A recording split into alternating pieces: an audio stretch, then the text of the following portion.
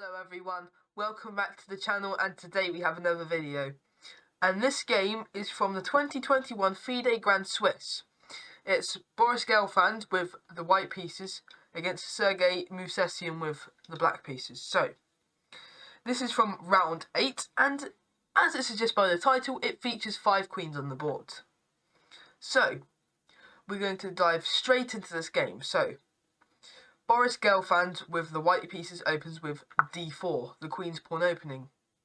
Now, Movsesian responds with d5, c4, the queen's gambit, and we have c6, which is the Slav's defense. Knight to f3, and knight to f6. Knight to c3, the three knights variation, and d captures on c4, the two knights attack of the modern Slav defense.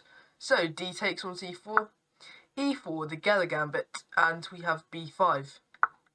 Bishop to e2, preparing to castle on the king sides, and also keeping the bishop on this light square diagonal, so developing. And we have e6, a4, and we have b4, going after this knight on this c3 post. e5, so you might be getting some fishy ideas here. So the point is, Gelfand and Movsesian are both sacrificing their knights. So, also, the next capture that can be made will take a pawn, and the same from white. So this pawn can also be taken. So let's see what happens from here. So this is where the title could come into play. 5 queens on the board. Bishop captures on, b captures on c3. And e captures on f6, c captures on b2, f captures on g7, and now you're probably seeing how the title comes into play. We have b captures on a1, which is now a queen, g captures on h8, which is also a queen. Queen to a5 with check, and it is in this position on move 11 that there are 4 queens on the board, so 2 from white and 2 from black. So there is still 1 more queen yet to come from either black or white. Knight to d2, c3 attacking the knight, and we have castles leaving this. We have c captures on d2, bishop captures on d2, so now both the queens are under attack, and now we have a trade, so cutting it down to 2 queens on the board. So captures on d1, and we have queen capture on a4, queen capture on h7, and a5. So now Movsesian is trying to get his a pawn to the end of the board to add another queen. And same from Gelfand, he goes for h4, rook to a7, and h5, bishop to a6, bishop to f3, and we have rook to d7, h6. So now Gelfand is trying to get his h pawn to the end of the board to bring 5 queens onto the board.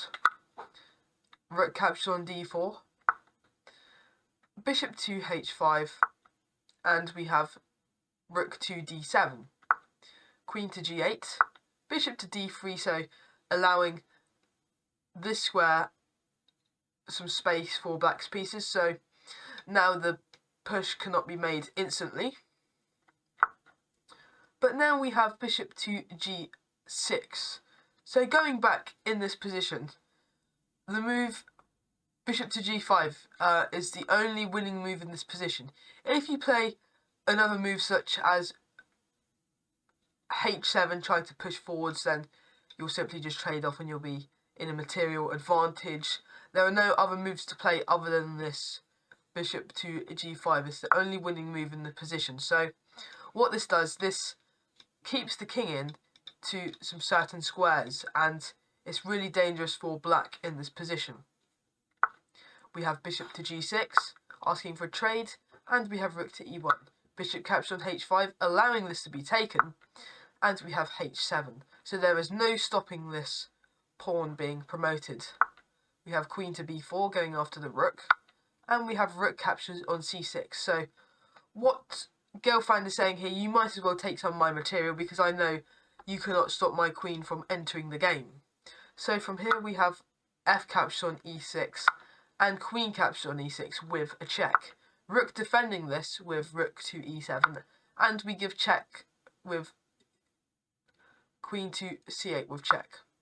King to f7 now, and queen to f5 with check. Now we play king to e8, queen back to c8, king to f7, queen to f5 with check, king to e8.